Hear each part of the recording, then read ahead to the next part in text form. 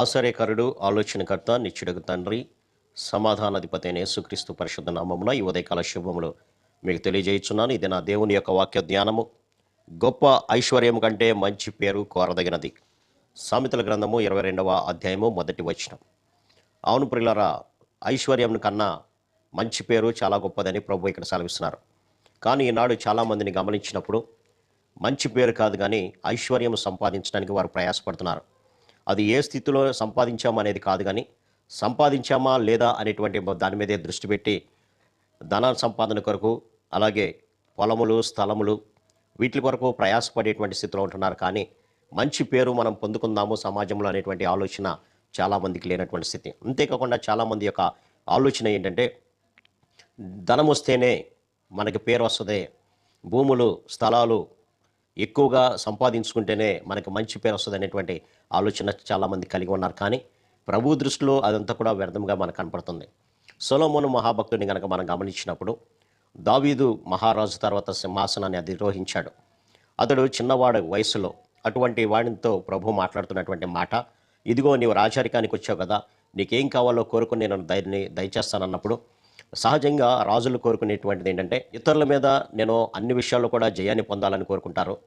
లేదంటే నా దేశం మీదకి ఎవరు కూడా శత్రు సైన్యం రాకుండా సమాధానంతో ఉండాలి, నాకు దయచేయని కోరుకుంటారు.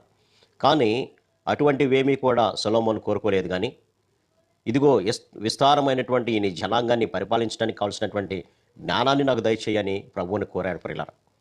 కానీ ఆ యొక్క ప్రార్థన ప్రభు దృష్టిలో ఎంతో విలువ కలిగిందిగా మనం గమనించవచ్చు. ఎందుకనంటే శత్రువుల ప్రాణాలనే అడగలేదు. అన్ని దేశాల మీద నేను జయాన్ని పొంది మహాచక్రవర్తిగా ఉండాలి, అన్నిటినీ నేను పరిపాలించాలి అనేటువంటి కోరిక కోరలేదు. కానీ దేవుని యొక్క జ్ఞానాన్ని నేను పొందుకోవాలి అనేటువంటి ఆలోచన కలిగిన వాడిగా ఉన్నాడు. కాబట్టి దేవుడు మెచ్చుకొని ఒక శ్రేష్టమైనటువంటి ప్రభు యొక్క జ్ఞానాన్ని అతనికి ఇచ్చినట్లుగా మనం చూడవచ్చు. నీ ఇప్పుడు కానీ, నీ కన్నా ముందు కానీ, నీ తర్వాత కానీ నీలాంటి జ్ఞానవంతులు ఈ లోకంలో ఎవరూ ఉండరు అని దేవుడు సెలవిచ్చినట్లుగా మనం గమనించవచ్చు. తద్వారా అతని యొక్క కీర్తి దేశ విదేశాలకు పాగడము, వారందరూ కూడా ఇతని యొక్క జ్ఞానాన్ని పరిశీలించడానికి వచ్చి అతని యొక్క జ్ఞానాన్ని బట్టి అబ్బురపడి అనేకమైనటువంటి బంగారము, వెండి సామాన్లు ఆయనకి ఇవ్వడం, తద్వారా అతడు గొప్పవాడవడం మనం చూస్తూనే ఉన్నాం. కాబట్టి ప్రభు ఇక్కడ సెలవిస్తున్నాడు, ఐశ్వర్యము కన్నా మంచి పేరు సంపాదించడం మేలు అని అంటారు. ఒకవేళ ఈయన గనక శత్రువుల ప్రాణాలని అడిగినట్లయితే ఇంతటి మంచి పేరు అతనికి వచ్చి ఉండేది కాదు. అనేక దేశ విదేశాల నుంచి అతనిని పరిశీలించడానికి వచ్చి ఉండేటువంటి వారు కారు పిల్ల. కాబట్టి అవి అడగకపోయినప్పటికీ కూడా ప్రభు అతనికి దయచేసినట్లుగా మనం గమనించవచ్చు. అంతేకాదు కానీ యోసేపు యొక్క జీవితాన్ని కూడా మనం గమనించినప్పుడు, యోసేపు గురించి అపోస్తలుల కార్యాల్లో 7వ అధ్యాయంలో మనం చూస్తే, అక్కడ యోసేపుని ఆ గోత్రకర్తలు మత్సరపడి యోసేపును ఐగుప్తులోనికి వారికి అమ్మివేసిరి. కానీ దేవుడు అతనికి తోడయ్యుండి అతని శ్రమలన్నింటిలో నుంచి తప్పించి దయను, జ్ఞానమును ఐగుప్తు రాజైన ఫరో ఎదుట అతనికి అనుగ్రహించినందున ఫరో ఐగుప్తునకును తన ఇంటి అందరికీ అతనిని అధిపతిగా నియమించాడు. కాబట్టి యోసేపు ఒక బానిసగా అమ్మబడినటువంటి వ్యక్తి. యోసేపు యొక్క ధనాన్ని బట్టి కానీ, లేదంటే అతని యొక్క ఐశ్వర్యాన్ని బట్టి కానీ ఫరో చేర్చుకోలేదు. కానీ దేవుడు అతనికి ఇచ్చినటువంటి జ్ఞానాన్ని బట్టి, దేవుడు అతని పట్ల చూపినటువంటి దయను బట్టి ఆ ఫరో రాజు అతని కుటుంబం మొత్తానికి, అలాగే ఐగుప్తు దేశానికి అతన్ని ఏర్పాటు చేసినట్లుగా మనం గమనించవచ్చు. ఒకవేళ ఆ దేశంలో అనేకులు గొప్పవారు ఉండి ఉండవచ్చు, పేరు ప్రఖ్యాతులు కలిగినటువంటి వారు, భూములు, స్థలాల విషయంలో అధికంగా కలిగినటువంటి వారు ఉండవచ్చేమో. కానీ ఈ యొక్క యోసేపుకు ఉన్నటువంటి జ్ఞానాన్ని, దేవతలు కలిగి ఉన్నటువంటి జ్ఞానాన్ని కలిగినటువంటి వ్యక్తిగా యోసేపు అక్కడ కనపడుతున్నాడు. అందువల్లనే అతనికి ఉన్నటువంటి ఆ మంచి పేరుని బట్టి ఆ దేశానికి ఒక ప్రధానమంత్రి హోదాలో అతన్ని ఉంచినట్లుగా మనం గమనించవచ్చు. కాబట్టి ఈ లోకంలో జీవిస్తున్నటువంటి మనము ఐశ్వర్యాన్ని కోరుకుంటున్నామా, మంచి పేరును కోరుకుంటున్నామా పరిశీలన చేద్దాం.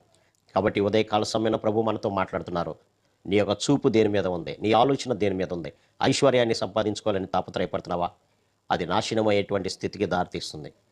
ఆనాడు యాకోబు అందరినీ మోసగించి ఆస్తులను సంపాదించుకున్నాడేమో. కానీ ఎప్పుడైతే దేవుని చేతిలో తన యొక్క హస్తాన్ని చాచి ఇచ్చాడో అప్పుడు అతని పేరుకు మారింది. అతను అనేకులకు ఆశీర్వాదకరంగా ఇశ్రాయేలు గోత్రకర్తగా అతని పేరు మనం చదవచ్చుకున్నాడు. కాబట్టి ఈ వాక్య ధ్యానం ద్వారా మన జీవితాలను మార్చుకుందాం. ఒకవేళ లోకానుసారమైనటువంటి సంపాదించాలనేటువంటి ఆలోచన కలిగి ఉన్నట్లయితే మార్చుకొని ప్రభు కొరకు సాక్షిగా నిలబడదాం, మంచి పేరును తెచ్చుకుందాం. అటు కృపా పరిశుద్ధాత్మ దేవుడు మనందరికీ దయచేయను గాక. ఆమేన్. ప్రార్థన. సర్వశక్తుల ప్రేమ గల మా తండ్రి, గొప్ప ఐశ్వర్యం కంటే మంచి పేరు కోరదగిందన్నావు ప్రభా. అందుని బట్టి మీకు వందనాలు తండ్రి. ఈ లోకంలో మేము జీవించేటువంటి కొద్ది కాలమైన నేను ఐశ్వర్యం కొరకు పరుగుతులు ఎత్తకుండా ప్రభా, ఇది సమాజంలో మంచి పేరు పొందుకునేటువంటి వారుగా, మంచి విశ్వాసిగా నైనా మీ నామంలో ప్రభావ మేము కొనసాగే కృపను దయచేయమని యేసు నామమున అడిగి పెట్టుకుంటున్నాం తండ్రి. ఆమేన్. God bless.